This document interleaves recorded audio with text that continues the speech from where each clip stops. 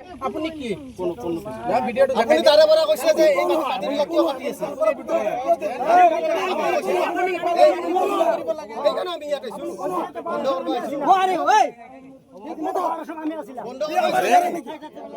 আমি বন্ধ কৰিব আহিছো সেইকাৰণে কিন্তু এওঁলোকে কৈছে আমি কমপ্লেইন নিদিয়া নাই বন্ধ নকৰো মই কৈ থাকিম চলিব দিয়া কথা নহয় ফোন মাৰা ৰে ফোন মাৰা কৰা ৰে কিবা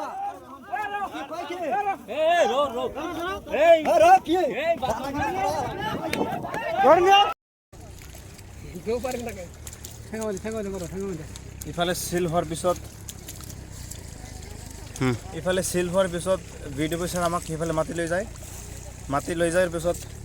ইয়াতো যিবিলাক বালি মাফিয়া আছে আজিত লগতে এইফালে কাদিৰো আছিলে কাদিৰকো মাতি লৈ গৈছে আমাক মাৰিবৰ কাৰণে আমি তাতে যোৱাৰ পিছেই আমাক মানে VDO' officer ranger forest department যিমানগিলা মানুহ আছে ইহঁতৰ উপস্থিতিত আমাক ইহঁতৰ সন্মুখত আমাক এটেক কৰে আৰু আমাক বহুত গুৰুতৰভাৱে আহত কৰে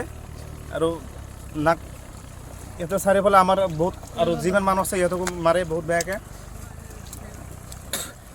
এনেকৈ মাৰাৰ পিছত আমি তাৰ পৰা মানে দৌৰি জীৱন ৰক্ষাত মানে পলাই আহোঁ আমি এনেকৈ বিজেপি চৰকাৰে বৰ্তমান বিধানসভা চলি আছে আৰু বিধানসভাত এই বালি মাফিয়াসকলৰ বিৰুদ্ধে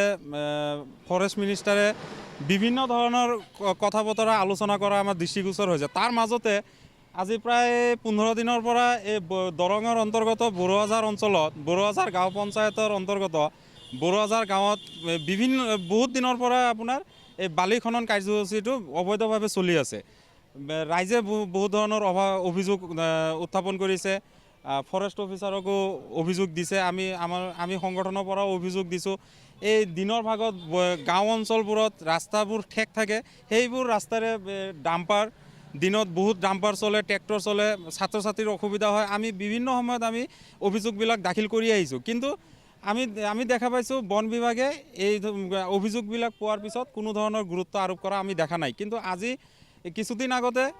এই বড়োআজাৰ অঞ্চলৰ কিছুমান স্থানীয় ব্যক্তিয়ে ফৰেষ্ট মিনিষ্টাৰৰ ওচৰত বনমন্ত্ৰীৰ ওচৰত আপোনাৰ অভিযোগ দাখিল কৰিছিল দাখিল কৰাৰ পিছত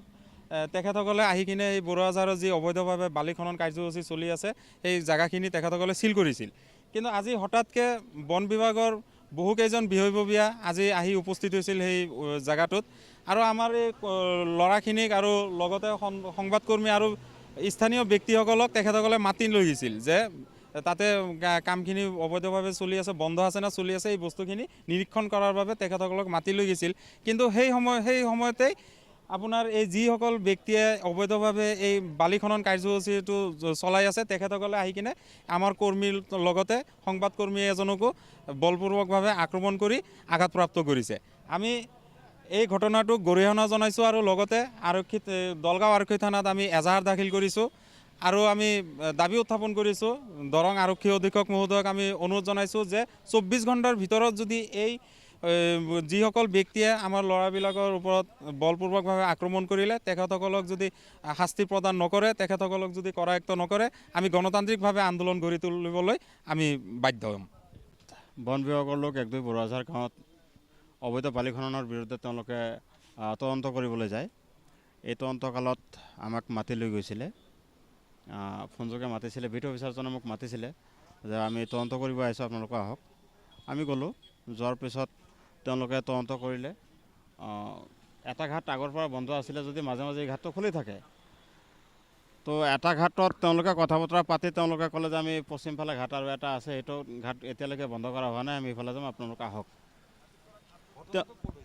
ঘটনাটো ঠিক নদীৰ মাজত হৈছে 1-2 বড়োআজাৰ দলগাঁও থানাৰ অন্তৰ্গত 1-2 বড়োআজাৰ গাঁৱৰ মাজেদি পাৰ হৈ যোৱা টাংনি নদীৰ মাজত হৈছে য'ত নেকি বিগত 15 বছৰ ধৰি অবৈধভাৱে বালি খনন চলি আছে নিৰ্বিকাৰ বন বিভাগ কোনো ব্যৱস্থা গ্ৰহণ এতিয়ালৈকে কৰা নাই সেই সম্পৰ্কে যেতিয়া পাব্লিকে যেতিয়া কমপ্লেইন দিয়ে যিজনে ফোনযোগে জনাই বা লিখিত ৰূপে জনায় তেওঁৰ এগেইনষ্টত আকৌ বন মাফিয়া এই বালি মাফিয়াবিলাকক খবৰ দিবলৈ অমুকে কমপ্লেইন দিছিলে মোক মাৰিছিলে আব্দুল আজিজ আছিলে ফকিৰ আলী আছিলে তাহেৰ আলী আছিলে তাৰপিছত শেখ ফৰিদ আছিলে আৰু কেইজনমান আছিলে